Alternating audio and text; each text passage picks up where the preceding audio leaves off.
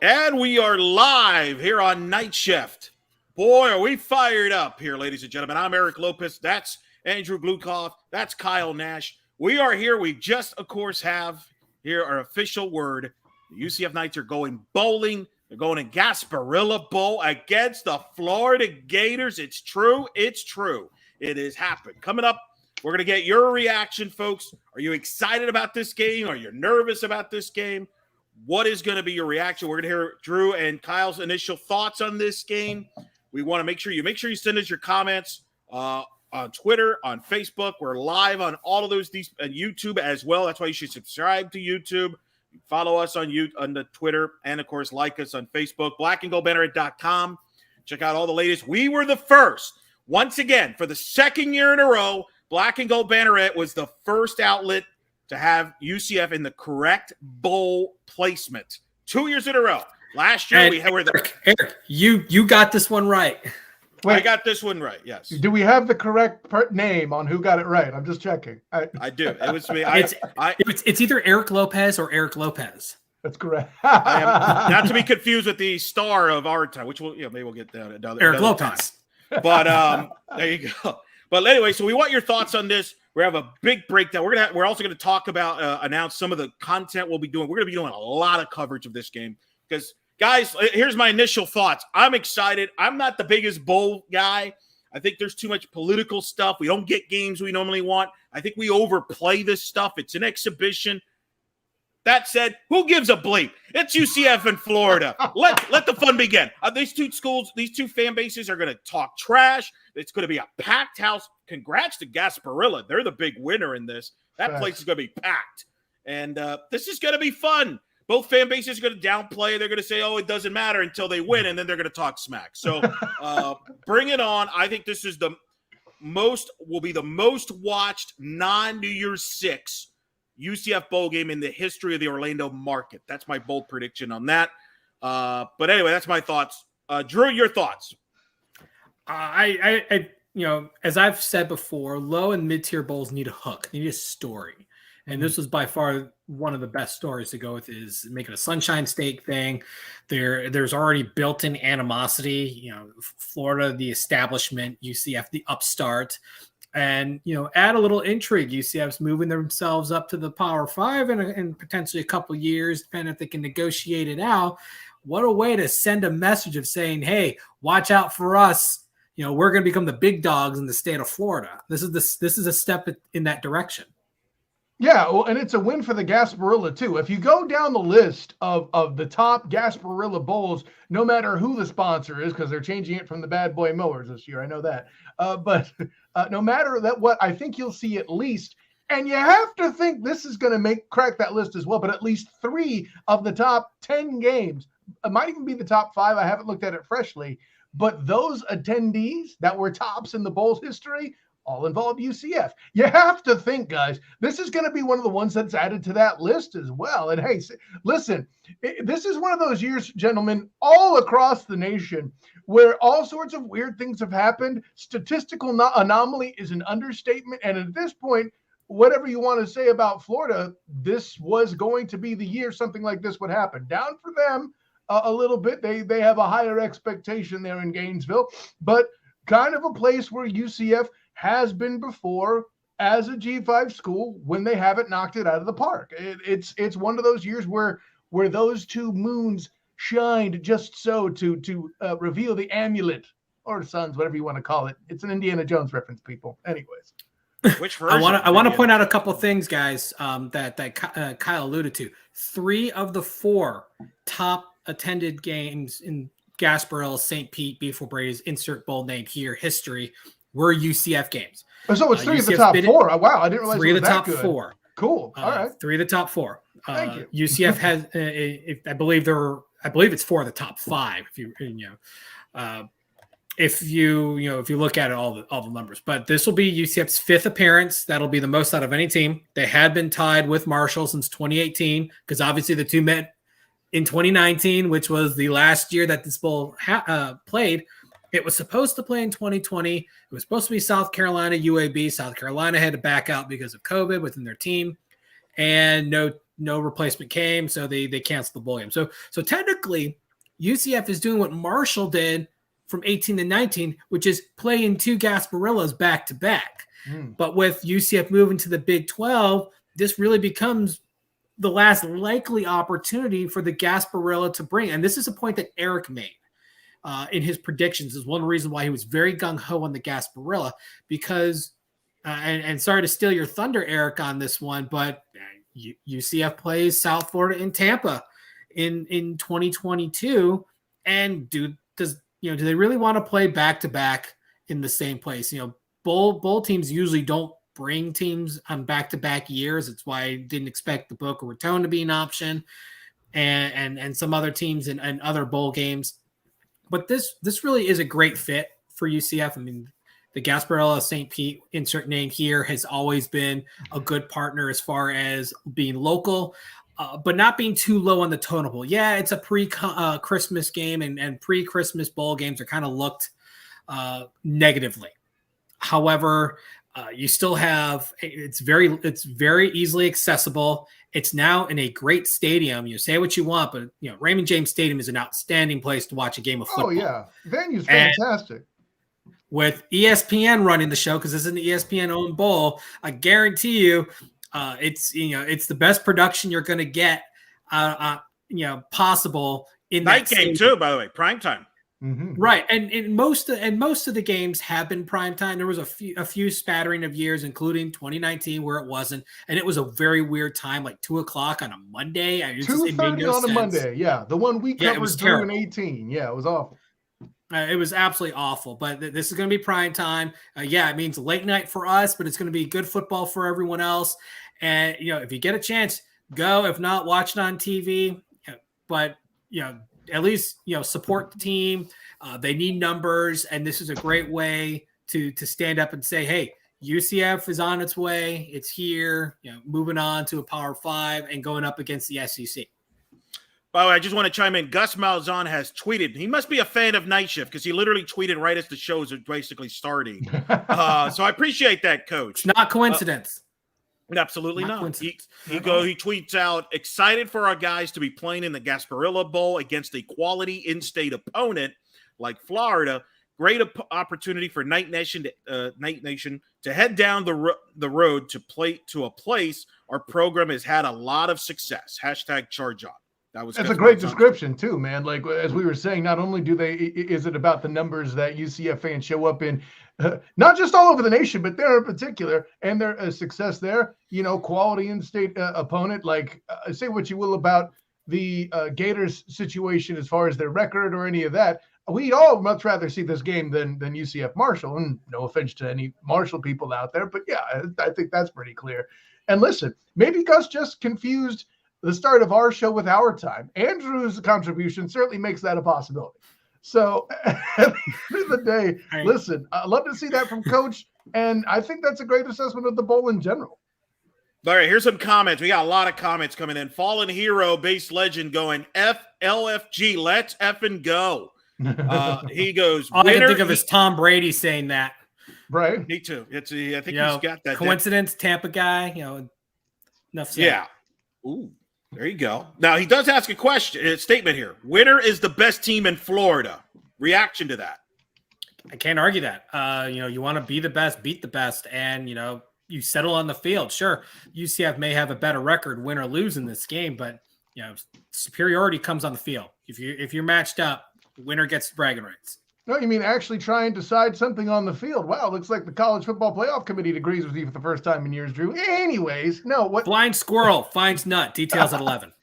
I just had to take that spare shot. You set me up too good, brother. No, but see, here's the thing.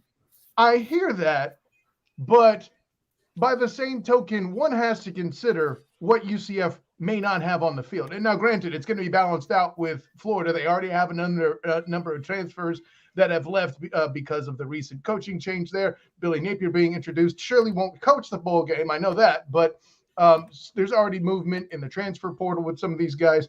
And not to mention, they probably have some pro prospects or something like that are going to sit the bowl out. So that comes into play. Well, as on the UCF side, will Isaiah Bowser be playing?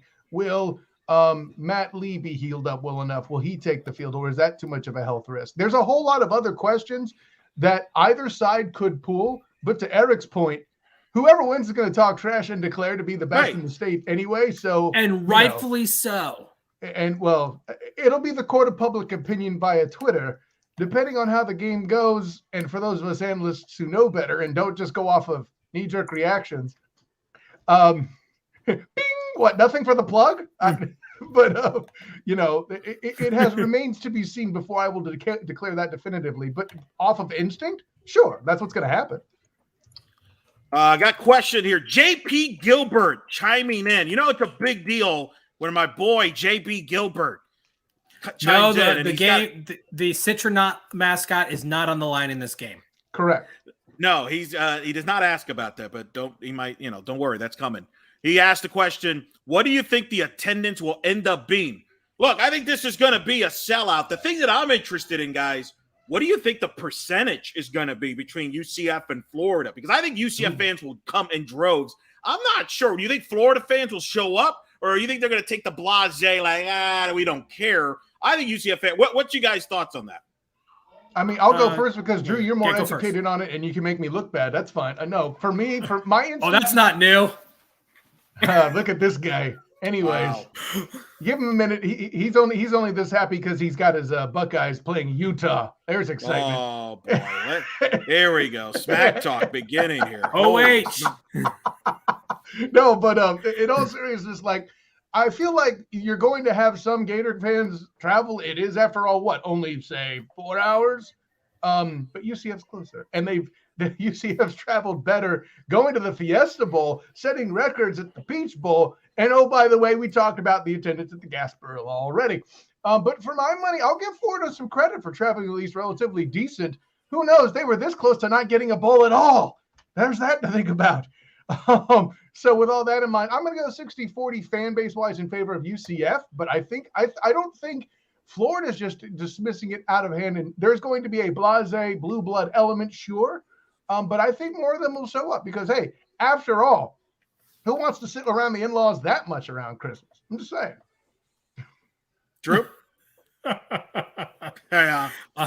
And the irony is I'm at an in-law vacation right now for my mother-in-law's birthday. So I'm already with the in-laws. I'm getting it out of the way now. So for bowl time, I'm perfectly free and available. Florida's fan base is generational. We can't argue that, and that's where UCF is working towards. But it takes time, and they're not there yet. And that's just the timing thing. You got a 100-year head start. You're going to have generational fan base. This is an opportunity. If the big donor fans don't come, others will. You're in Tampa. You're in a very accessible area. You've got Naples and Fort Myers can make the easy drive up. Bradenton, Sarasota. Then you go all the way up to Ocala, maybe even into the Gainesville area. So you're kind of in a central location that can bring a lot of fans in. And Florida has them. And people who don't normally go to games may use this as an opportunity to go to a game because of availability. It's hard to get tickets to Gator home games.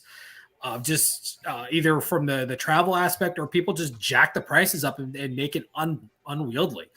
I still think UCF's going to show up. They're going to take fans are going to take this game seriously. It's not Marshall. It's not Ball State. It's not Podunk University. It's the University of Florida. And, that comes from being a little brother school for a very long time. And hey, I was my brother's 5 years older than me. Guess what? I grew to be taller than him. So, younger brother can become the bigger guys at one point. It just may take some time. And this is a good step in that right direction. Yeah, UCF struggled a little bit, but this is a ripe Florida team for the picking. I still think it's not going to be quite 50-50. I think Florida may still have a slight advantage just by sheer numbers of people out there. But I'm thinking maybe 55-45. It's going to be pretty close. Hey, but both schools will sell out their allotments. I agree. And that's going to make it for a great environment and an atmosphere. I think that makes the bowl game, especially in December bowl games, that's what makes it special. The three of us have covered bowl games. Kyle, you and I have covered a lot of the Orlando bowl games. I think, were there for that Michigan-Alabama game. That was special. That Yeah. environment was special. I was there when Notre Dame played Florida State about a decade ago in Orlando. It was special. I think matchups make a bowl game in these days, unless you're in January. Obviously, that's different. But I think in December, I think the days of, well, this December bowl game is more important than the other bowl game. No, the matchup makes it special. And I think it's going to be an electric atmosphere that night for that game, something that bowl game has never seen and will likely never, ever see again. I don't know about never. Well, actually, let's put it this way. The good thing about air quotes declining programs in the state is that as they decline, they'll have their way on the way out to get into that bowl again. So perhaps, you'll see more appearances from the U of M there in the future, or, FSU perhaps. Of course, I kid mostly, but in a situation like that, where there's a change of power in the state potential, and, those schools that are going to be replaced within the state as power changes hands amongst the schools are opportunities for that bowl to clean up. They're going to use the business model that the Clippers used to utilize back in the day before they became competitive. Like, think back to like the 90s, where they were just a joke, and not just little brother, but sibling, but child, let's say, to the Lakers. We're just going to be there because we're in LA, and at some point we're going to sell out when other good teams come to town. This strategy is, hey, listen, we're in Florida. Somebody's going to do bad at some point, but they're still going to have that name that's popular in the state, and we're going to cash out at that point when they need us to have that bowl opportunity. And not to mention, no one's going to skip it at the recruiting. Hello, Recruiting, that's a great point. That, say what you will. I mean, recruiting will definitely be a big push in that game. It always is when you have in-state games and things like that. By the way, you got some other comments. Mike Doty saying, I know people that were almost 700th in line for tickets 10 minutes after UCF posted their ticket line. I'm going to say this again, and I know people are going to disagree with this. Outside of the New Year's Six bowl games, this is the biggest UCF bowl game ever. And I'm going to tell you why. That's kind of an easy. It's kind of an easy. Well, no, because some people are going to argue, well, what about the Georgia Liberty Bowl game? That's great and all. This thing, there's so many connections between the two schools. People know each other from these schools. This is bigger than the South Florida game. This is bigger than any of the non-New Year's Six bowl game. This is to me the future of UCF scheduling. I think Terry Mohadra and UCF will be scheduling Florida, Florida State, and Miami, which is why I am okay with South Florida being off the schedule, because I think UCF fans would rather play Florida, Florida State, and Miami every so often than playing USF every year. And I think this is the first step in that gear. And it's kind of ironic because there was all this argument about Florida and UCF and 2-for-1s and neutral fields. And here we are. We're playing in Tampa. And you know what's going to happen? Everybody's going to have a good time. Oh, that's the facts of the case. And you make the point about growth and all that, Elo. I would argue at this point, you mentioned the future of scheduling. Heck, it might be time in general as UCF grows to find a new rival, because what's the point if they're a stepchild for the rest of your life? They have to be a threat for it to be a rivalry, right? And it'd be nice. UCF's goal in this game, I'm just going to say it outright. They don't necessarily need to win it to look good, right? They just need it to be close. And look, they can spin the narrative from there. Hey, listen, we got an SEC coach in his first year and made it close against the Gators, and we have all these people missing, and Dylan Gabriel left just before it started, and all this other what have you. All these, you could call them excuses or reasons or whatever you want, but all this stuff that they could spin to show potential in this program. I got to disagree. You have to win this game. You have to win this game. One, this is a 6-6 Florida team. This is not a which, by the way, Drew, I'll let you finish. Mike Doty has chimed in, and I don't know if both of you heard. Apparently, Anthony Richardson will not play in that game. Apparently, he's having meniscus surgery. And that's big. That's very huge news if accurate, because he's by far the better quarterback. Part of the reason why Dan Mullen got fired is he kept playing the wrong quarterback. If Emory Jones is going to be the starter, Drew, that to your point, this game is a toss-up here. That's a toss-up. It helps. That kind of changes my answer, too, not for nothing. I was not aware of this yet. So neither will I, but Mike Doty, to his thoughts on props. But UCF has to win this. It's a 6-6 Florida team. There's no viable excuse to say, well, we got close. Moral victories don't work here. Now, they actually do in the press. I know you don't like them, Drew, but hey, listen, the Cowboys, for example, in the NFL have been looking good just on the strength of having a moral victory in the first week against the Tampa Bay Buccaneers. It's the same thing. The only difference is the NFL doesn't play in a poll system, okay? That's the thing. It's a different monster. It's a different monster, though. As you know, Kyle, you lived it. UCF's history is all about moral victories. We almost did this. We almost did that. There was an offensive pass interference that came out of nowhere. We missed an extra point. There was all these almost. Almost doesn't cut it if you're trying to break through. And UCF's trying to break through, not just into the P5, which will come with time, but they want to break into the elite. You want to be the elite in the state, you have to win. Oh, right, but they're not trying to break into the elite now. Against the big schools in the state. You got to overtake them. The only way to do that is on the field because, otherwise it's all paper stuff. I hear that. Well, you're speaking more to a kind of a playoff stance and getting into polls. You're absolutely right from that standpoint. I'm speaking more to recruiting because here's the thing, Drew. None of that part actually matters until 2023 at the latest, right? For the upcoming season, which I'm sorry, I'm assuming it's not going to happen next year, but I could be wrong. I will say that out front. No, that's pretty fair. That's pretty accurate. No. 2023 is the realistic timetable. Yeah. Okay, so I mean, and that's very fair.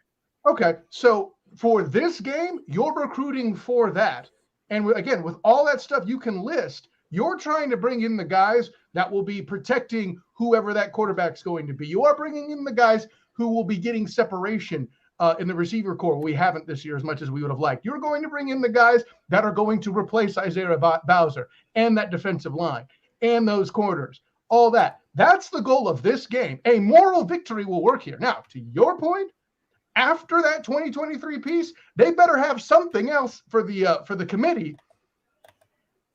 That's where they're trying to break through. For everybody. Now, for everybody, they're going to eventually that but part of it is the early signing day. Correct me if I'm wrong, Eric. Is December 15th. That's early signing day for the 2022 class. So the majority of them are going to be signed. This actually is geared towards the 2023 class. Yeah, where because not only do you have this game as a springboard towards the 2022 season. So you're creating a momentum thing, and to go around and be able to say, hey, we won on the field because we got our poop together, compared to a school and a program that was in complete disarray and was basically, cannibalizing itself and people were leaving the program. You can sell that. The win would really take it to the next level and say, we've got the foundation laid here. The win is part of that foundation. Do you want to write history or do you just want to be part of history? Sure. And listen, obviously a win would be better. Let's not get dumb here, Drew. I read the same program you do every week that always reminds us that a win is better than a loss. I love it. That's so great. And props to Dan for that. But what I will say is this. Do you have to win necessarily? No. I agree with you. Obviously a win is better. But if you could say, hey, listen, we were here and we still managed. Right. It's not the end of the world. It ain't the end. It's never the end of the world. It's never the end. Life will always move on. You'll always be able to pick up the pieces on this and be able to. You might want to remind some of the fan base. Remind the fan base, Ledger. You might want to remind them. Yeah. The sun will rise in the east. Are you sure? Are you sure? Ish. But the sun will come up tomorrow. There will be a new day. Remember, December 2012 already passed. We made it. My man. No, but yeah, not to cheapen your points, man. I'm with you on that. But, all right, let me reset here. This is Night Shift. We're breaking down UCF going to the Gasparilla Bowl against the Florida Gators. Prime time, December 23rd at Raymond James Stadium. I'm Eric Lopez, Mr. Drew Gluchov, the star of Our Time docuseries, by the way, and Kyle Nash, star.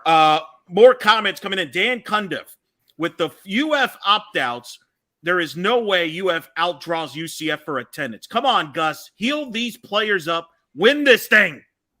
I didn't realize Gus had a medical degree.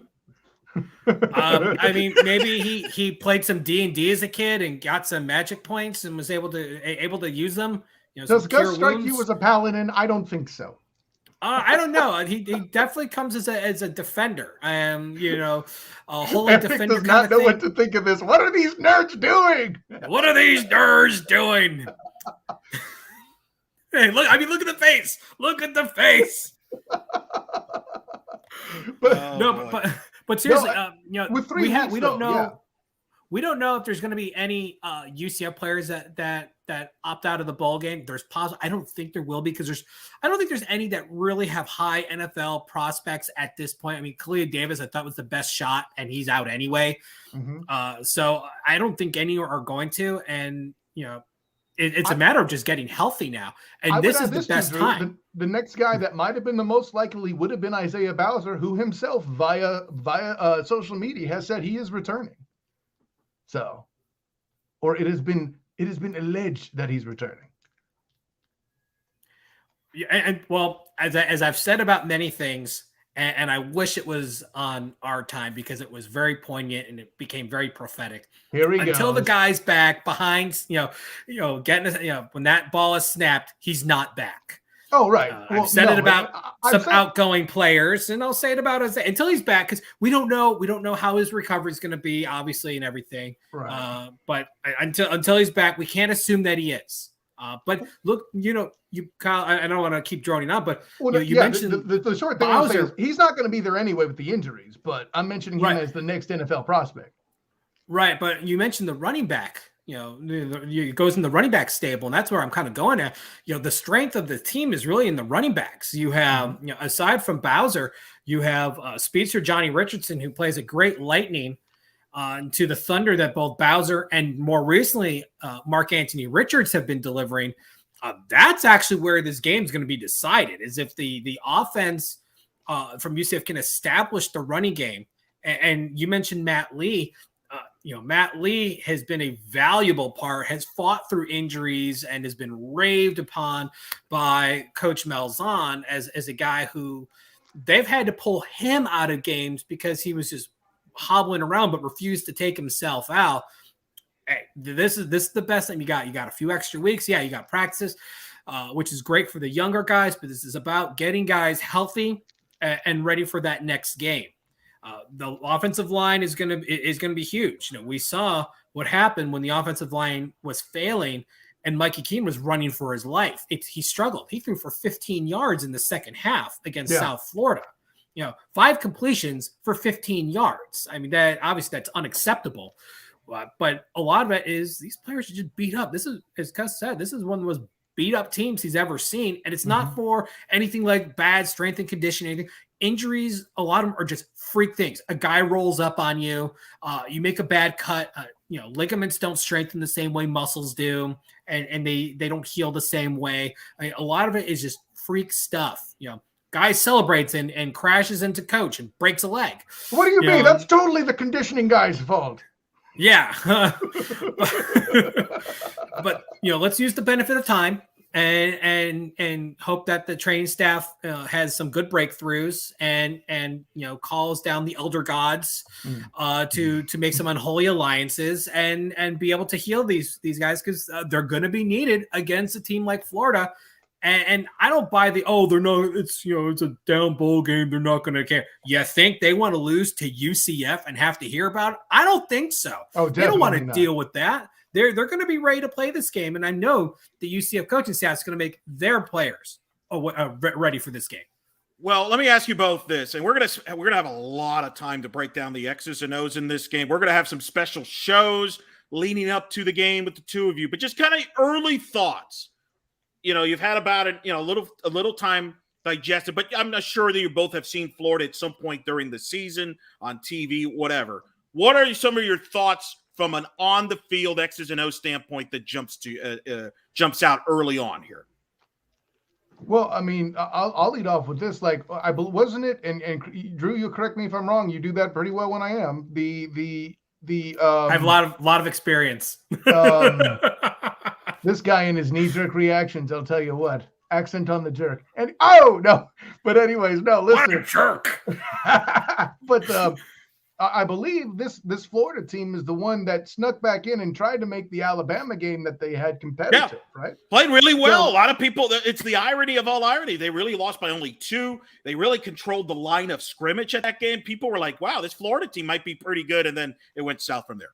Yeah, well, and that's the part that worries me the most is one thing I've seen being on the field. You mentioned as an example, Eric, this bowl game most recently here in town, the Citrus Bowl, I should say, back when there were still fans, was very telling with Alabama and Michigan, because while Jim Harbaugh did his darndest to keep that game as close as it was at halftime, it couldn't hold. And what I saw, the thing that jumped off the page to me, again, pardon my bias, but how much bigger Alabama's linemen were versus Michigan was off the charts. Now, granted, Florida's not Alabama. I know, Drew, even before you asked that question, I see you making the goofy face like me talking about Gus as a paladin. That's my regular face. But face for radio, come on. But yeah, I keep forgetting I'm the handsome one. But the thing that does jump off the page are 2 things. You mentioned it earlier with health. And the interior line, the older members of the interior line have a history of getting abused if they're undersized up front. It doesn't happen a lot, but when they've had that situation, that has occurred in the past. Matt Lee recovering over the next 3 weeks, in my opinion, is the single biggest factor going on the field coming into this game. And you know, that trench warfare up front, I get a little worried about what Florida's going to bring for the Knights. Drew, your thoughts? I think Kyle is right on it. You know, it comes back to the offensive line. This game will be made or broken in the trenches, because it's within the trenches you establish the running game. Pass protection is easier. It's especially for linemen that are beat up or undersized, because you're dropping back. It's an agility based technique. Run blocking is a strength-based technique. If you're undersized and you're under strength, you're gonna be exposed. And you know, we've seen the offensive line struggle to open up lanes for running backs when they're a little undersized. And Kyle nailed it. And you know, that's where Mark Anthony Richards and Isaiah Bowser were able to be successful, because they can break a tackle. They can drag a guy, 2, 3, 4 yards downfield. Johnny Richardson basically can be caught with one arm and thrown down. Not to say he's not bad, but he's just a small running back. It just is. He is more likely for a home run, but yeah. Right. And that's the other thing with small running backs, is you can squeeze through. I mean, that was one of the things Warwick Dunn did so well, is, you know, I believe he was about 5'8", 5'9", but he was able to squeeze through a lot of small spaces and make something out of nothing, where a 6', 6'1" running back is going to run into a wall because he just can't get underneath it. But in the end, it still comes down to the offensive line creating the explosiveness. I see in our comments, Cossack Advisor asked, was the O-line as bad as I say? Absolutely, they were. You know, I love the offensive line. I'm a big fan of these guys. Cole Schneider is incredibly versatile. Yes. I expect big things from him. Matt Lee is still a player on the rise. He did outstanding last year. He had for all things considered, he's done well this year. He's just been beat up. But this offensive line at times has been absolutely manhandled. And, you know, well, and that's the difference, and that's a concern in the difference. You know, I've said, you know, people don't like the SEC and they think they get the benefit of the doubt. But Kyle, you know this. The difference between the SEC and the rest of college football is the line of scrimmage. It's not an accident that the SEC gets a lot of defensive linemen and offensive linemen drafted. And I've always not quarterbacks, but fewer quarterbacks and also more running backs as well. It all steams. They just get the best stuff. And I've always heard, you know, UCF. The issue is not getting skilled talent. UCF can compete with skilled talent with anybody. It's the line of scrimmage. Yes. And I'll never forget. And Drew, you were at the Peach Bowl. I remember Scott Frost said how the reason why the key to beating Auburn was they were able to, go even in the line of play. It's like, if we could just hold them off and be even in the line of scrimmage, I like our chances. And that's how they won the game. When the reason why the SEC is successful, and probably why we're going to have another all SEC national title game, is of line play. And people, that's the reality. You can expand the playoff to 8, to 16, to 64. That's not changing anytime soon.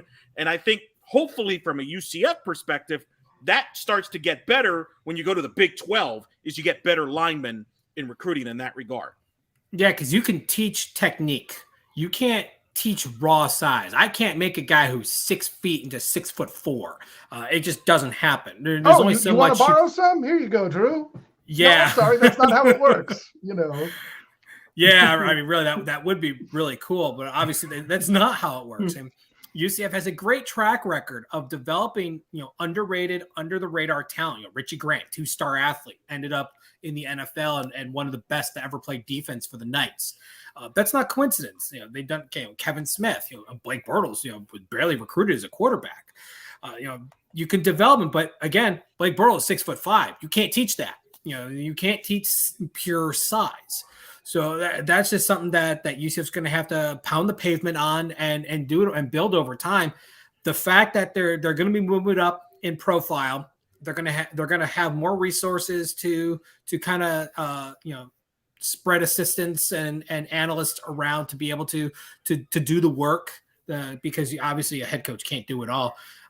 Is going to be invaluable. But, you got to start somewhere. Obviously, we're starting, the 2021 Gasparilla Bowl. It's the first bowl game after the announcement. I'd like to point that out. So the narrative's changed. It's a new narrative. It's no longer just G5 versus P5, a little redheaded stepchild trying to be noticed by Big Brother. No, this is a sign of things to come. This is a potential foreshadowing. Don't rest on these guys because they're coming. And you may not like it, but they're coming.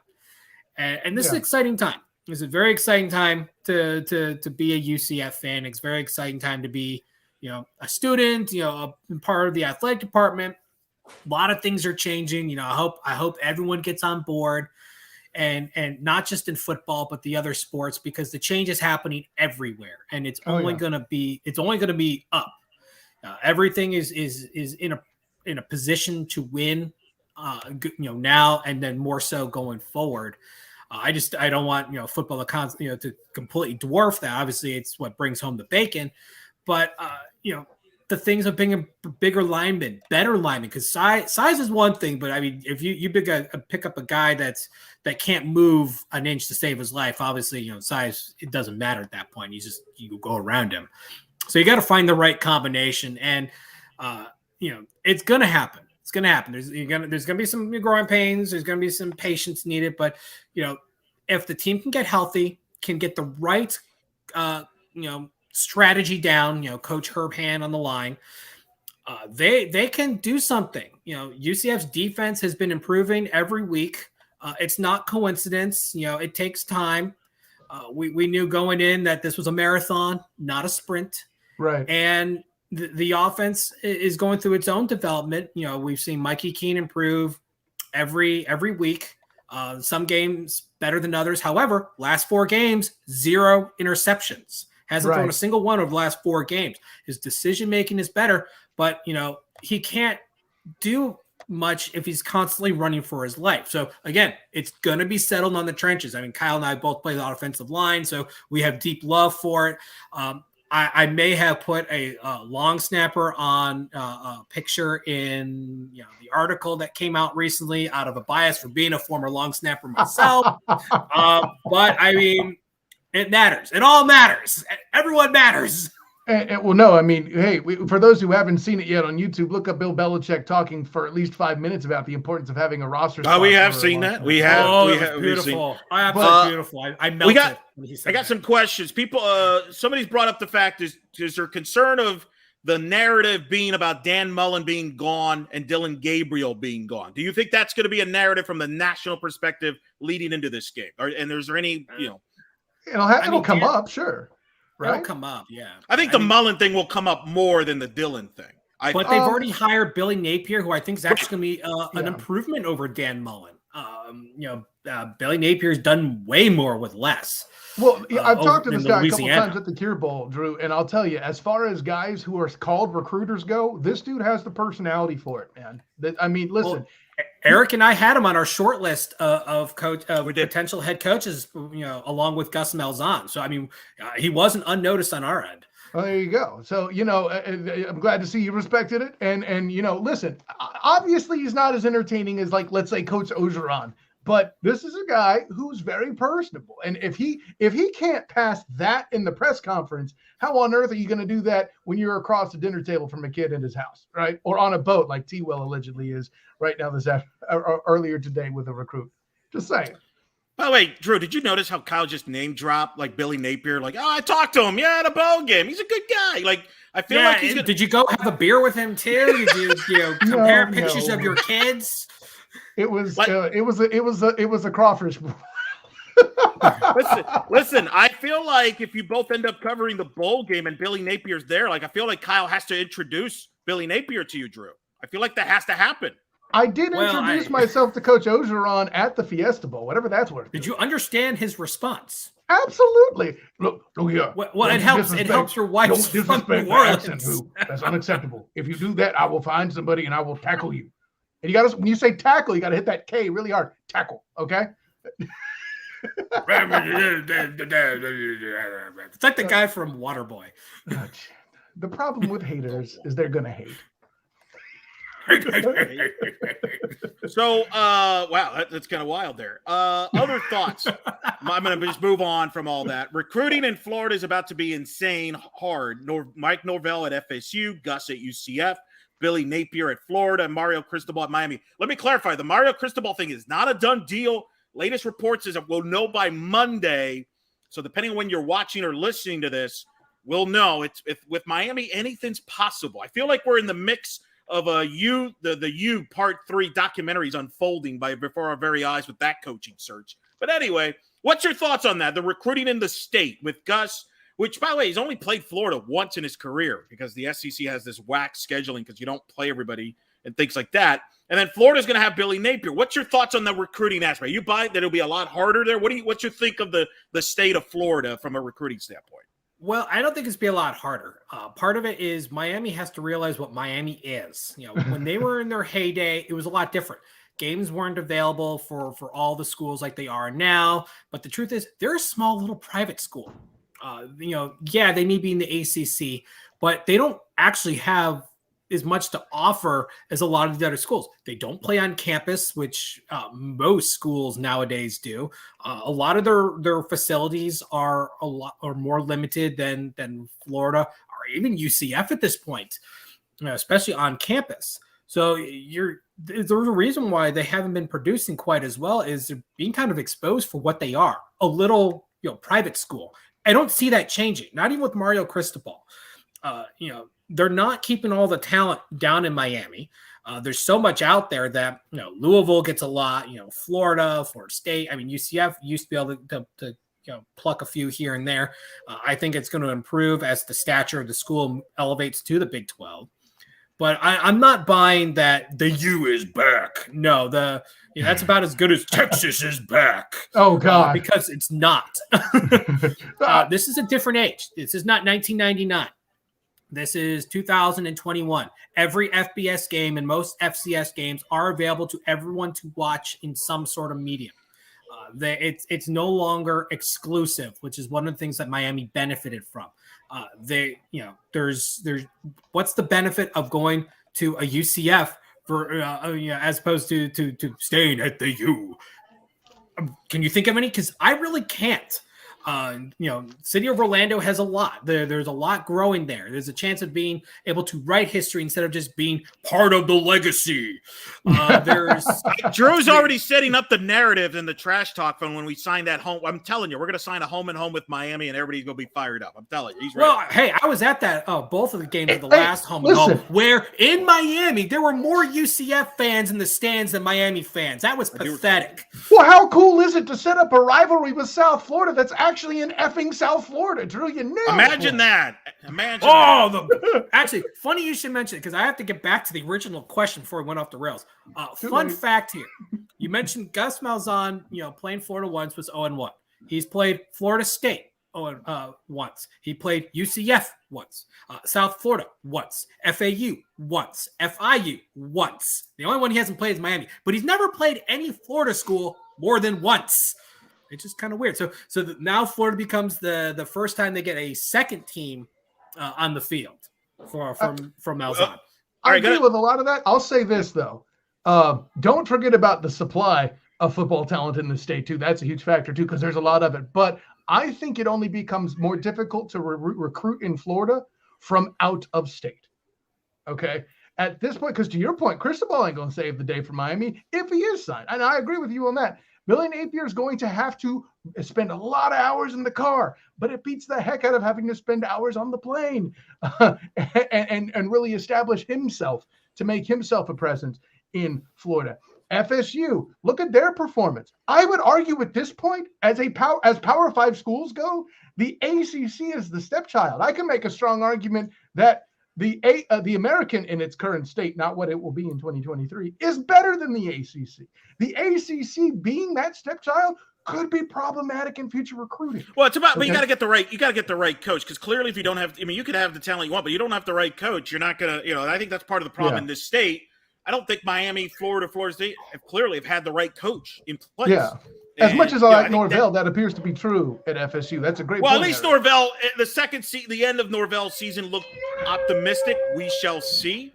But we'll see. Now, I got a question from Tony.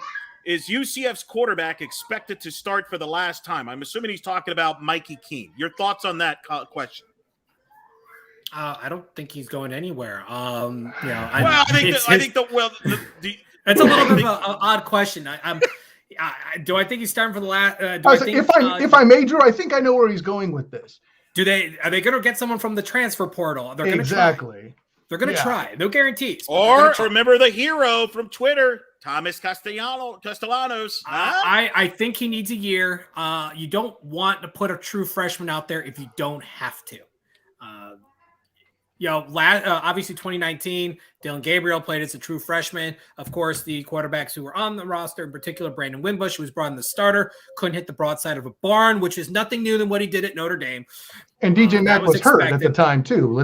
Mack was hurt. Right. Mack was never an accurate quarterback himself. I'm sorry. His career stats say otherwise, other than the fact he put in the cheat codes in the 2018 championship game where everything went right, especially in the second half.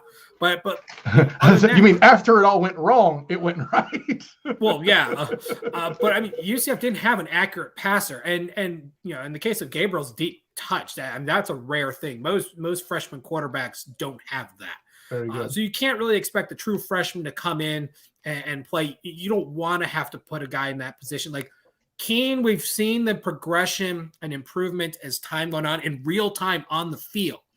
You're not supposed to see that happen because he's supposed to be in the back developing. Right. And by the time he comes out, those problems are gone. But unfortunately, learning to pick his shots, was thrown into double coverage, triple sometimes downfield, hesitating on targets and allowing defenses to get to pursue on receivers, and thus, potentially leading to deflections or just bad throws. That's all stuff that experience and training, teaches you not to do and makes you better. But it doesn't happen overnight. So I think at least a year, you want a redshirt Tommy, give him a chance to develop and not have to throw him to the fire if you don't have to. If they don't bring in a transfer, and I'm assuming not until they do, it's Keene's team to lose. So it is Keene's team to lose. That is the definitive statement that I will agree with. However, Drew, listen, man, you already made the argument that proves that question of will Keene be starting next year? There's a very high chance of being no, because you just mentioned Dylan Gabriel. I don't know that we have air quotes Dylan Gabriel in the wings, but you nor I will until we observe that spring game. Because the favorite thing that you said in that speech there was that we aren't supposed to see that. You're right. It's supposed to be off-season development. We don't know what Keene's going to look like on the other side either. For all we know, I'm not saying this is going to happen, so settle down, but the pie in the sky is he comes out and does his best Mackenzie Milton impression. Boot off the field at the Cure Bowl, changing lives the next year, okay? Again, not expecting that to happen, but we don't need life changes if the future is going to be having an Isaiah Bowser in the backfield as UCF fans, right? It's going to be something where we need him to do He needs his GED, that good enough delivery. Okay.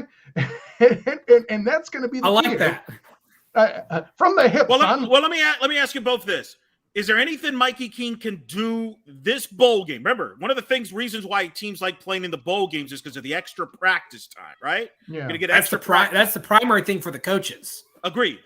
So with that in mind, is there anything he could do in this bowl game that would change your opinion about him one way or the other? Oh, golly. What I mean, now that Johnny Richardson's involvement in this game is in question, all I would have said at one point is developing chemistry with him that he never got. Other than that, I got a whole lot of nothing. Drew? I don't think so. You use Mackenzie Milton. Mackenzie Milton was terrible in the Cure Bowl, just absolutely dreadful. I don't think that really changes anything. When we talk about, Dylan Gabriel's first year, he completed less than 60% of his passes. Mikey Keene, a little over 63.5. So, I mean, the accuracy is there. He just needs to be a little more decisive in his throws. We've seen that improve throughout the season, and just continue on the decision-making. We've seen improvement on that, less interceptions. So I don't think anything that really happens in the bowl game is going to really change the big picture. Remember, bowl games are exhibition games when you come down to it. Correct. And that's why you see opt-outs in lower level bowl games that aren't for a national title. Guys have, who opt out feel they have bigger fish to fry. They've got something else that they're working towards. And the way the market is now, I don't blame anyone for opting out. They're doing what they feel is best for them. It's kind of like a player deciding to transfer somewhere else and utilizing the portal. Hey, you do you. That's your decision to make.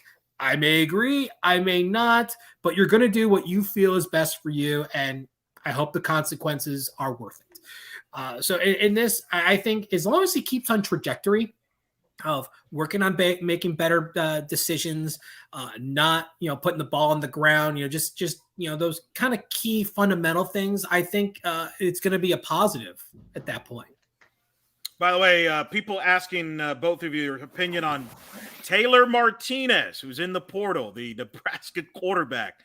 There's been a lot of talk about him on the message boards, on social media, about him and UCF. Are you guys buying that? Like, I was not a Taylor Martinez fan. Drew, you and I have had a lot of talks about Taylor Martinez.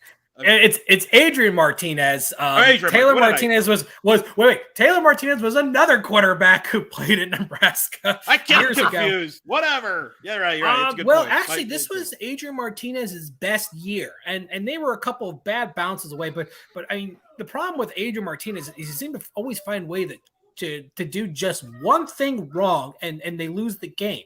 And I'm not sure if that's him or if it's Murphy's Law that's still scoffing at Scott Frost for having a business meeting in Philadelphia.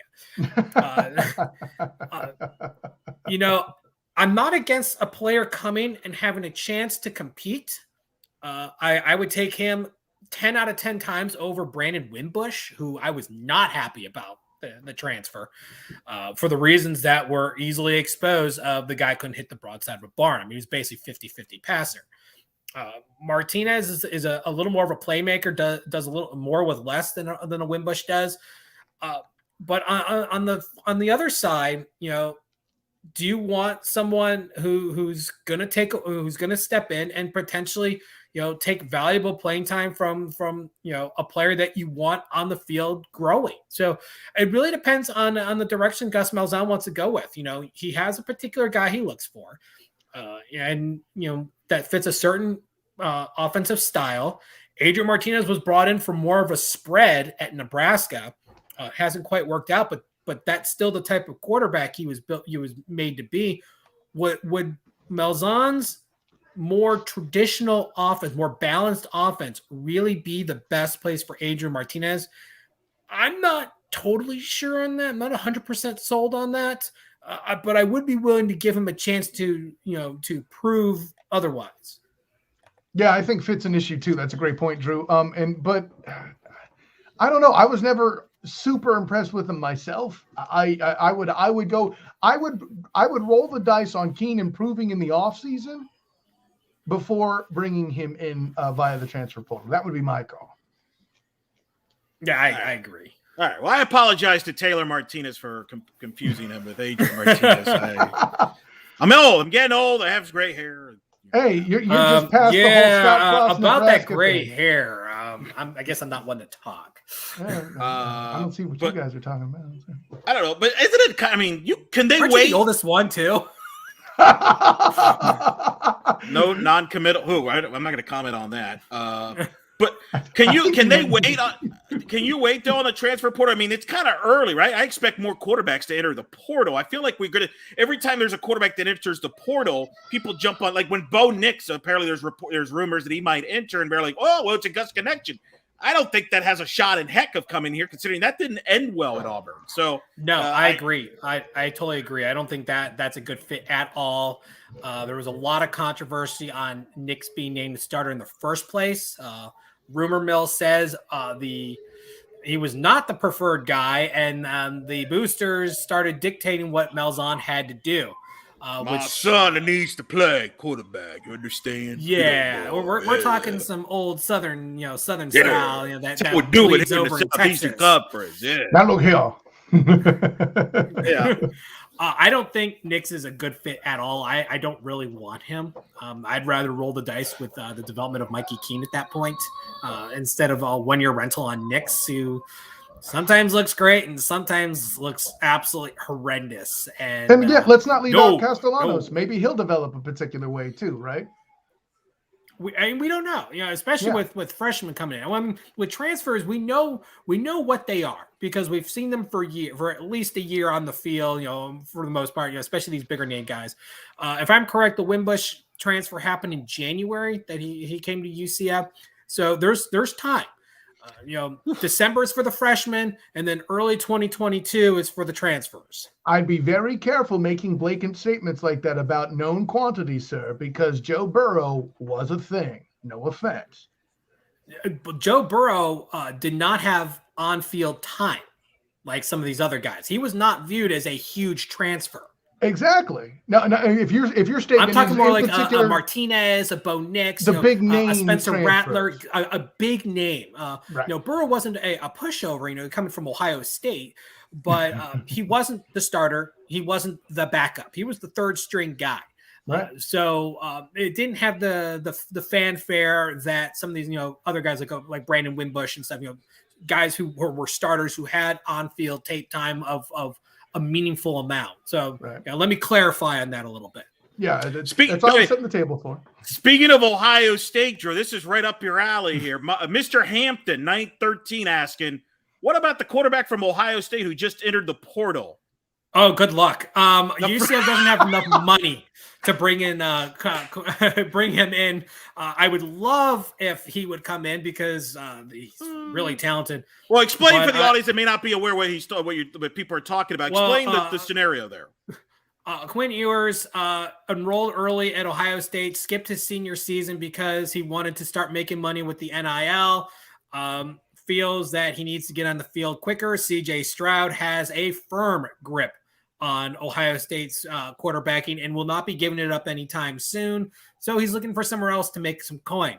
Unless Walt Disney Walt Disney World is planning on rolling out the red carpet and giving him some 6+ figures of endorsement money. There is about a 0.000, maybe a few more zeros, 1% chance that he comes to UCF. I put the 1 in there because you can never say never. That's a fallacy. But he's not coming here. I'm sorry. He was the number 1 recruit last year out of high school. As much as we all love in UCF and we're all alums of the school, let's put the tinfoil hat down and be realistic. He's not coming.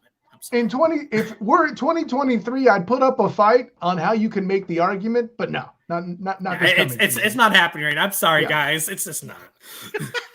I wish I had better news to tell you. I really wish I had. Drew wants it bad. We know that. I want it bad. Come on, Drew. You got pockets. You're a star of a docu-series on ESPN Plus. Art time. You're telling me you don't have the deep pockets to make it happen? Tell him that I'll his jersey. give you my daughter's sunglasses. Tell him that his jersey will make it into your museum, aka your closet. I'll pay you in colored pencils and crayons. It belongs in a museum. This is Night Shift. For those just chiming in here, Eric Lopez, Drew Gluchov, Kyle Nash. You think they're bickering now? Wait till they, later in the closer to bowl game when they have more time to talk about this game and bicker to each other. This isn't bickering. This is Sunday afternoon. It's true. Make sure you follow us YouTube, on Twitter, Facebook, of course, blackandgoldbanneret.com. We'll have a lot of coverage of this bowl game. Nighthawk 811 chiming in saying, Eric, Andrew, and Kyle rock. You guys are awesome. Thank you. Touche. Thank you for everybody for tuning in. Deal there. Let's see. But people are a lot of questions about the quarterback room here. Mikey King, Thomas, where do you guys are concerned about the quarterback room? This is going to be the most dominated offseason question, right? About UCF is going to be the quarterback room. Absolutely. Okay, go ahead, Kyle. Yeah, absolutely. It's because quarterback. I get it. People feel good about this defense, although I could certainly ask questions about the Drew's outcoming and how they're going to fill those certain gaps. But for me, I would think it starts with the quarterback room because, again, our receiver core the past 3 years has always lost an NFL caliber guy, right? Running back core is not looking as good, minus the Bowser situation. And the O-line, like we talked about. So it's got to start somewhere, and you need that staple guy, right? Now, say what you will, Gus has shown he's willing to work in the recruitment portal, okay? On Twitter, he's had more boom than anything you find on the 4th of July because, that's what he does when he gets a recruit. He says boom on Twitter, for those that haven't figured that out yet. So no, as far as the offense is concerned, that is the big story. And especially since, even though Drew is right that it's Keene's job to lose, that door is pretty damn wide open right now. So yeah, of course, that's where the talk's going to go. There's never any guarantees. If you come into camp in 2022 and you absolutely lay an egg, you're going to put the best guy in place to help your team win. You'd be irresponsible to do otherwise. There's never any guarantees. Ewers found that out the hard way. There's never any guarantees. Joe Burrow found that out. Jalen Hurts found that out. Insert plenty of transfers where there's no guarantee you're going to be the guy and stay the guy. Yes. If someone comes in, I think Jalen Hurts is the best example. It's hard to continue to be the guy. The next guy can be even a better guy and take it from you. Any good coach is going to put the best possible guy on the field because the goals. You play to win the game. You want to win. Sentimentality doesn't win games. It's the same comment I said time and time again about Mackenzie Milton. He was a great quarterback. Unfortunately, has not been the same since his injury. Not a surprise. Alex Smith wasn't either coming back, and he was a shadow of himself. It was almost depressing to watch. It was great to see him come back for that first game. Almost willed a team to win, and then the rest of the season was a little depressing because be fair though, you want more. He survived a hit from Aaron Donald and made it to the playoffs. Let's not completely that is true.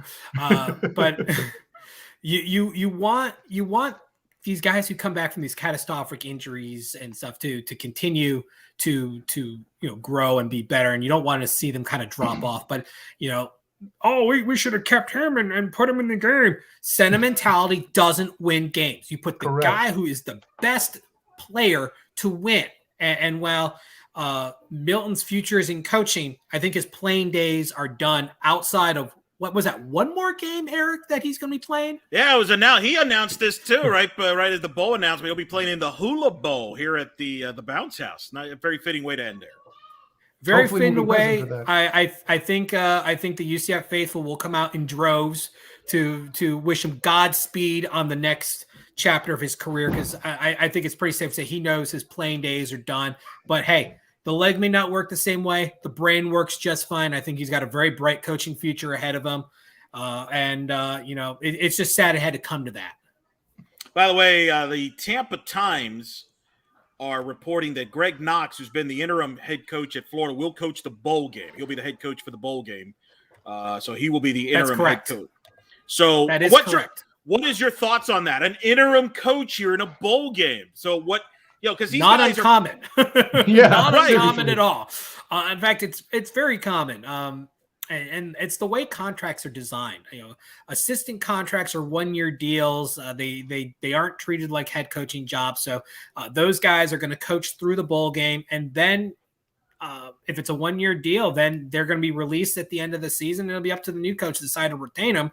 Or in the case of what happened with Randy Shannon, this past offseason going into 2021, there may have to be a buyout involved, similar to with a head coaching job, and get paid to go somewhere else or do nothing, which may or may not be financially beneficial.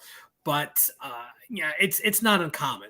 What makes it interesting and it actually more difficult for established coaches is to scout and scheme against an interim coach. Especially, you only have one game of film of what he's planning on doing and how. Is it going to be similar? Is it going to be different? This is what actually came back to haunt US against the USF. Correct. Yeah. Defensive coordinator canned. You came in with two guys. You really didn't know exactly what they're doing. And Coach Malzahn said, hey, they threw stuff at us we weren't expecting, and we had trouble adapting. That's one reason why Keene was running for his life. They were able to scheme under secrecy. The stuff, you had a whole season's worth of film. None of it applied other than, this player's good, this player's good. But as far as scheme and execution, I mean, it was a blank slate he was coaching against. Yeah. But do you think that gives UCF an edge from these guys are probably trying to worried about what their future is as a staff. I mean, from a preparation standpoint, could that give UCF an edge? Some people asking. Well, I'll let Kyle go first. Yeah, one can't rule it out, but by the same token, I don't know how much Florida scouting, that UCF has done to this point, and what you can work with on that. So I would say this, because the pool of film is already relatively limited on what they would be facing. It's not like you can take a camera into the practice field. There's not a Bill Belichick sighting here anytime soon. Challenge accepted. Right. Yeah, there you go. No, I could certainly, Drew said it just as well. Coach Malzahn cited it himself going into that USF game the Monday before at the press conference. I don't know that I would right out say it's a leg up per se, because I don't know how much you could scout UCF as a squad either. How many different lineups? How many different players? It's Gus's which players are hurt. Correct. Exactly. Listen, the dang IR. The joke I keep making in IRs is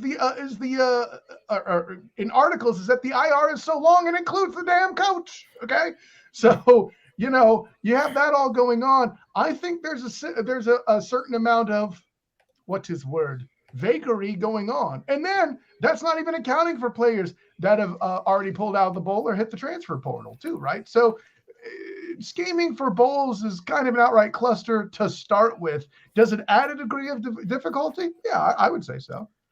There's two trains of thought here. And part of it is because Florida's already hired their head coach.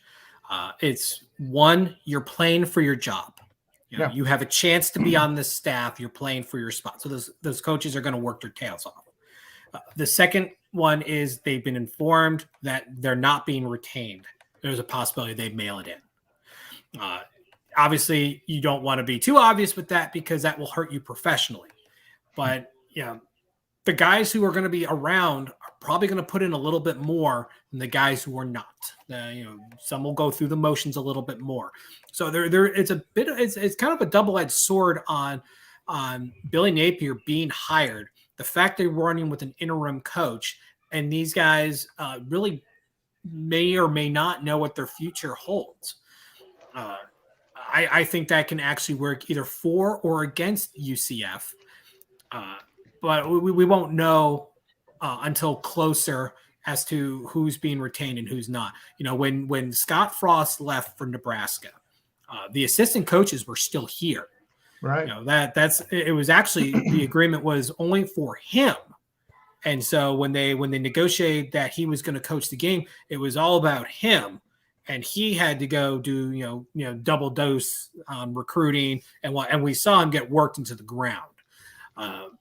So obviously we're not going to see any guys probably bust their tails to that level, Right. But if they want to be a part of a 2022 Florida coaching staff, they're probably been put on notice of, hey, how you do is going to reflect whether you're going to be here or not. But I guarantee there's guys who aren't going to be retained regardless of what happens, and that may affect them even subconsciously, may impact the amount of work they put in, because they're right, wrong, or indifferent. There's always bias in everything that we do, and how we think and feel does come out in the actions that we take. So I mean, it could lead to just a way I say something, or the way I act, or the way I look at something. But it will, knowing what my future holds will impact what I do.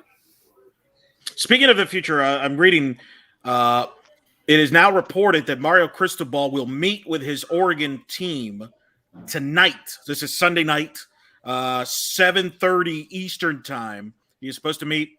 It is now expected that he will be the new head coach of the Miami Hurricanes. $8 million a year is the word that's been floated out there.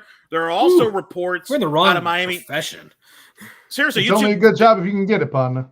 It's also now been reported at some outlets that Miami reached out to Mario Cristobal in November.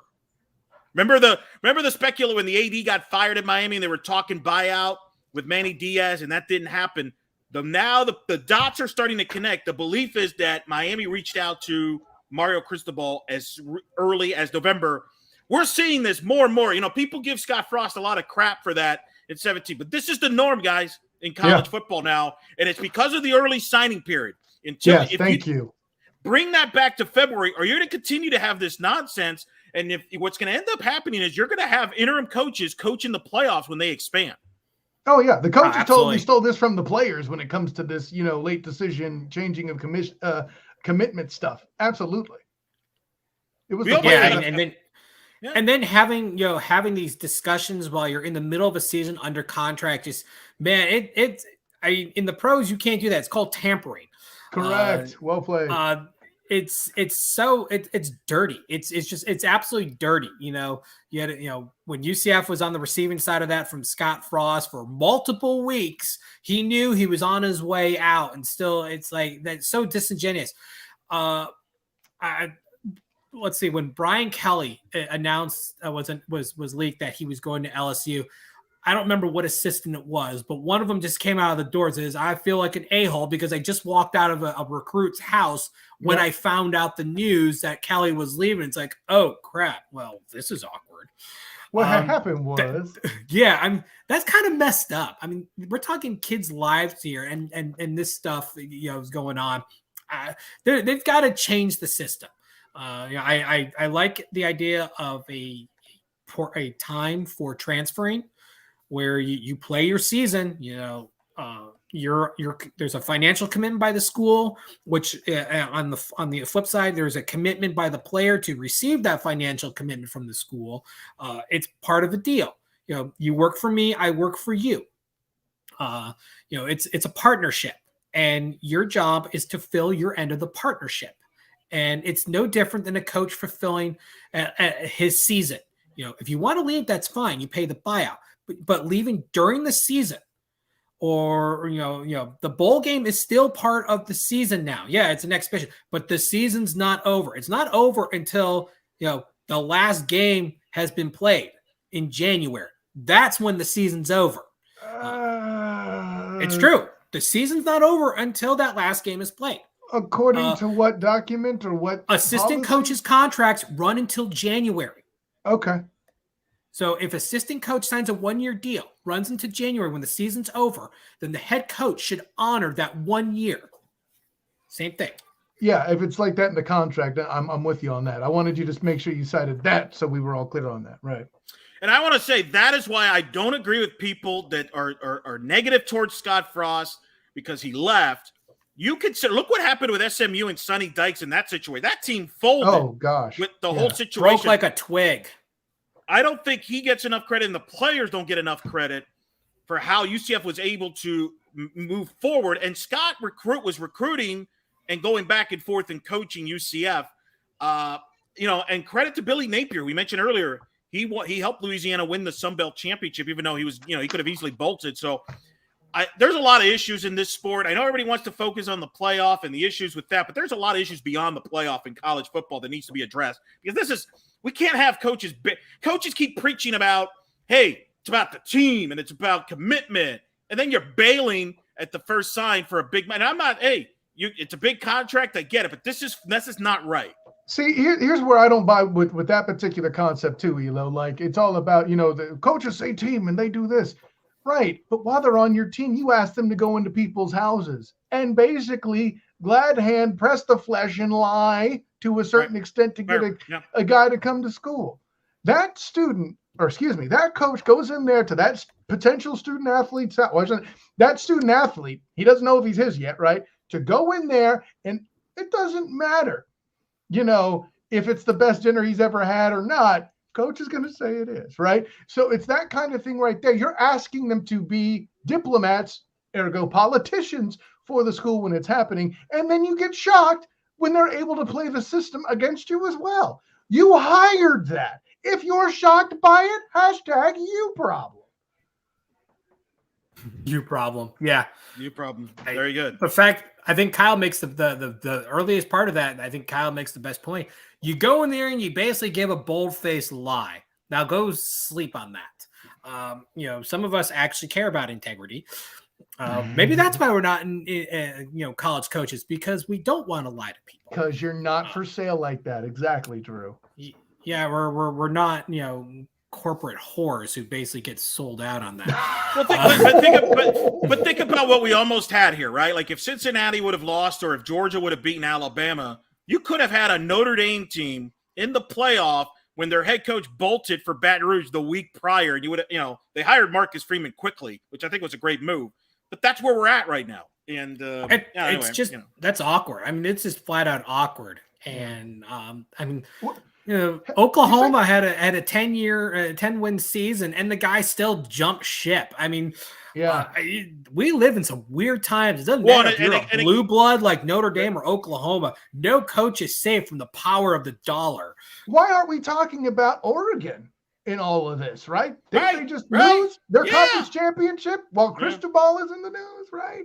No, I kind of view Cristobal similar to Scott Frost. True, but the difference is Frost won his game, so no one remembered it, right? Oh, we remember it. Well, you see what I'm getting at, though. It ended better. Anyway, we got plenty of time to discuss all that. Let's wrap this up here. Give me your final thoughts here. We got a ton of time to talk at length about this game and this matchup, and we're going to have a lot more programming, our regular podcast. We're going to do some more specials of Night Shift as we get you leading up to the bowl game. Give me your final thoughts here, starting with you, Kyle. Listen, at the end of the day, the big winner for this is the Gasparilla Bowl, okay? This is the kind of stuff they want to see happen, and the whole reason, if by accident, way back when it was the Beef O'Brady's Bowl, as my good friend Drew cited earlier. The insert name here bowl. Correct. That whole, the whole concept of the St. Petersburg Beef O'Brady's, let's just go with insert name, but the INB, there you go. I'm just mad I didn't jump on the Bitcoin part when it was $300 a coin. Oh, here we go. Listen, stop adhering to stereotypes. I have a point here. The whole piece with that investment going on, what I'm trying to say is, whoever is running the Gasparilla Bowl, let all the people make fun of it that you want to. That committee is going all the way to the bank with it, and it starts especially this year as the power struggle in the state of Florida goes. I'm just saying. I agree. The bowl is the biggest winner. This is the best matchup the bowl has ever had. This is one of those ESPN-owned ones where it's all about viewership. They never really cared as much about selling tickets because that's not where their money is. So, that's why they, the ESPN Bowls trade teams all the time, especially last year which was the first year in their new bowl contract, which is a very convoluted pool setup that allows a lot of movement to basically maximize for themselves. But, the low and mid-tier games, they need a hook. They need a story. And there was no better matchup for the Gasparilla Bowl than UCF versus Florida. I would have loved to have seen UCF Auburn play for different reasons, because that's a great story in itself. I mean, Gus versus the old team playing both sides of this, or coaching at some point on both sides of the sideline. You couldn't beat it, buddy. And that's why I thought I would love to have seen that in Birmingham, and I was kind of trying to will it to existence, but I mean the cards were stacked against it. Yeah, but you wouldn't have been there in person. That's okay, because I want to live, and I don't want my wife to murder me. But we would have sent you instead. And I know you love to travel, but that's not here nor there. In the end, the fans will get to win. They get to see this matchup. This has been a talked about matchup. Obviously, there are upcoming matchups on the docket, at least through signed contract. We will see UCF versus Florida twice in the 2020s instead of just once, and then twice in the 2030s. So look, now it's a 2-1-1. So I think we can take that and run. Let's accept that for the win that it is. We get to see the old guard versus the new blood, and see if the power shift can start, today, now. Can we see the shift start now instead of having to wait a few years into 2024, I believe it is, when the first game takes place. So the bowl wins, the fans win. The only people who don't win are the ones who are bitter that this game's happened, i.e., Gator fans. Hey, again, that's what comes with entitlement. You were this close to not having the bowl game. All right, we got one last question we're going to sneak in. By the way, thank you to everybody who has chimed in. This has been a busy show, and we're going to do more of this because I know I could sense it. I could sense the excitement here. It definitely was. This is pretty. People are excited about this matchup. Question: do we think UCF will finish the early signing period with a higher rated recruiting class than Florida, like it currently has? Anyone who wants to check that?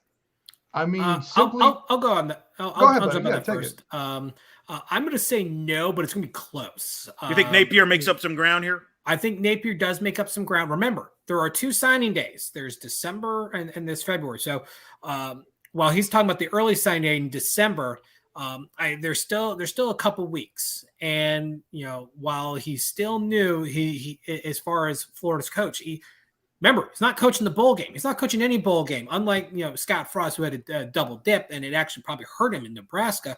He can dedicate fully to Florida recruiting and make up some of the lost ground. Remember, Dan Mullen didn't really care for recruiting. He didn't like it. I mean, he made it pretty clear that he wasn't a fan of it.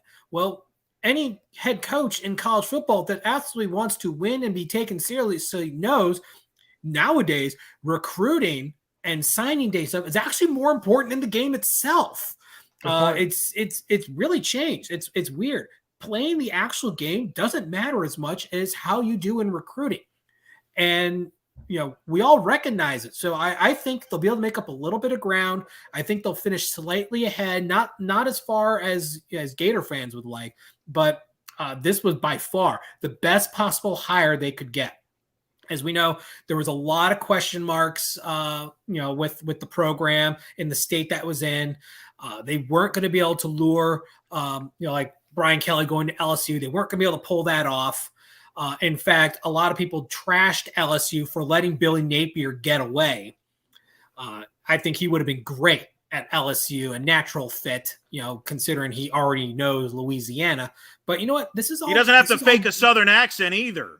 We just had this conversation about coaches as politicians, y'all. Okay, just saying. Oh, I said y'all. You're gonna bust me for that? Oh boy, here we go. We've already got.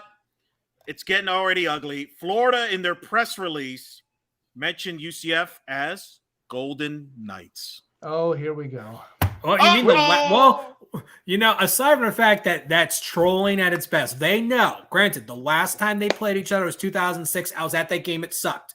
But that was also the last year UCF were the Golden Knights.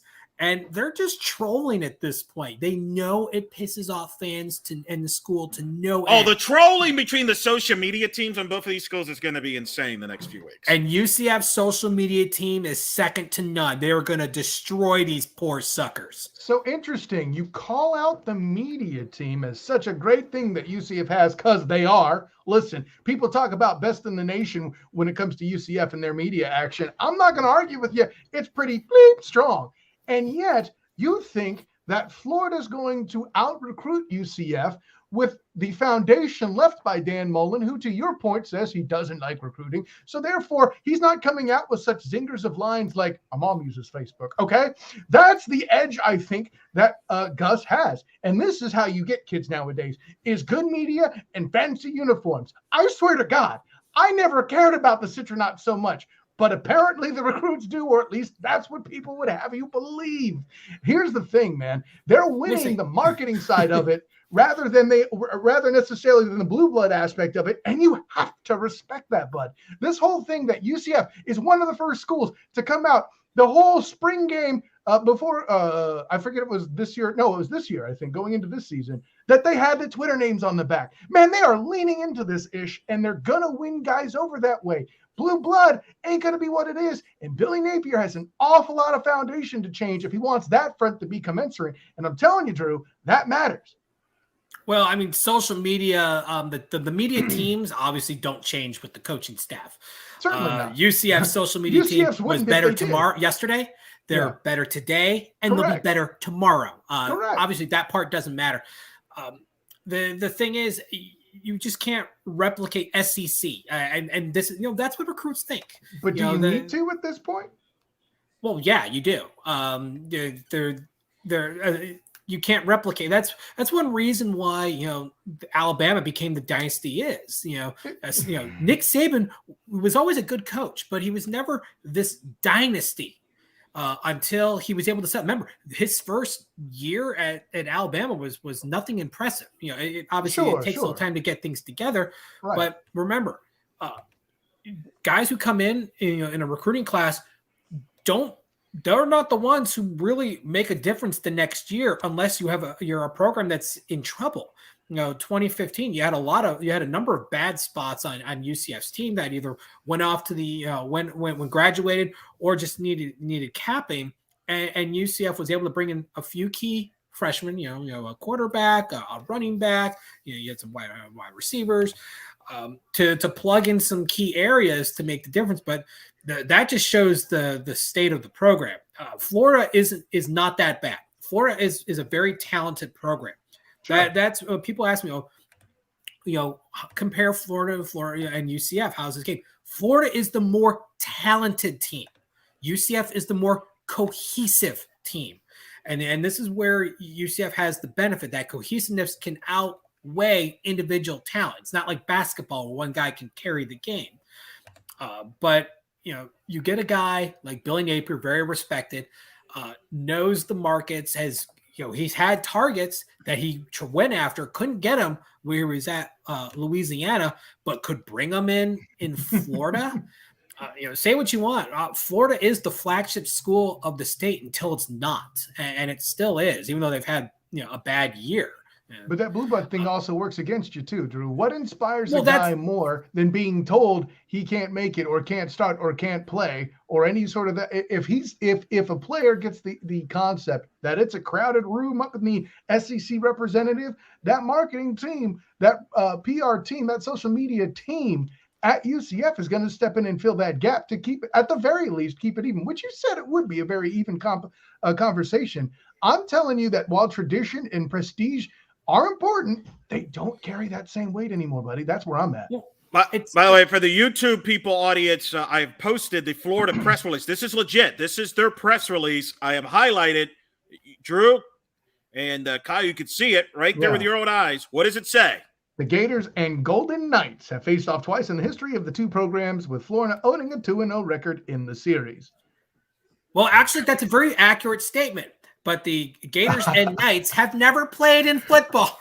Good point. Well done, Drew. Oh, my goodness. What kind of week if this is an omen, oh my goodness, what are we in store? The hate and the shade is going to be strong.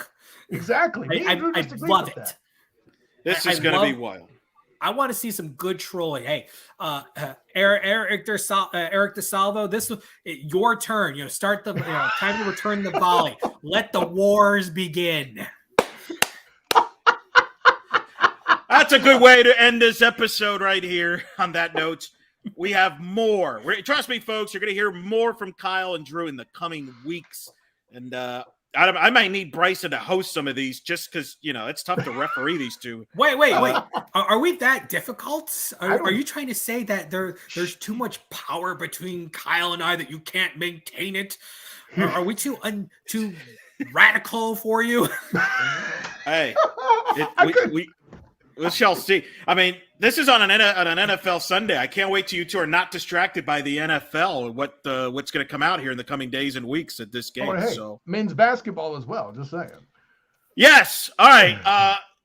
Go ahead, Kyle. Promote what you got coming up this week on Black and Gold Banner, because you were at UCF basketball on Sunday. Oh, by the way, second week in a row, the UCF basketball home game has been overshadowed by UCF news. For crying out loud, can we give some respect to the guys? I apologize, Coach Dawkins, but a much better result Sunday. Correct there, Kyle? Oh, absolutely. Dominated the game, 36-point victory over the college at Mary McLeod Bethune-Cookman. So, that's a good thing. And hey, I'll get more into this piece, but give credit to Johnny Dawkins in coaching this game, not necessarily because of what happened on the score, but what he did with the lineup. Definitely made great use of the turn-up game, and I'll tell you how tomorrow when I release my piece on the blackandgoldbanneret.com surrounding this game. Very good. That's a good plug there. Drew? I don't have a good plug. That's a knee-jerk reaction if I ever heard one. I got a plug for Drew. Make sure you watch all 12 Make sure you watch 12 episodes of Our Time. Binge watch on ESPN Plus. You'll see our friend Drew there often.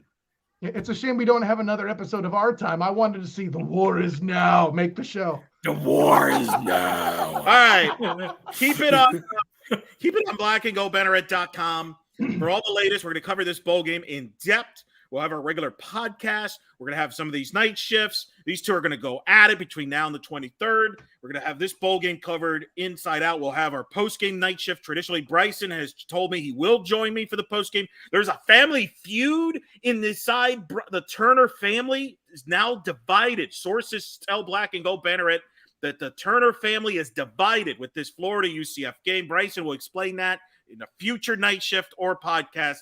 I just hope for the best for that family. But thank him for our help.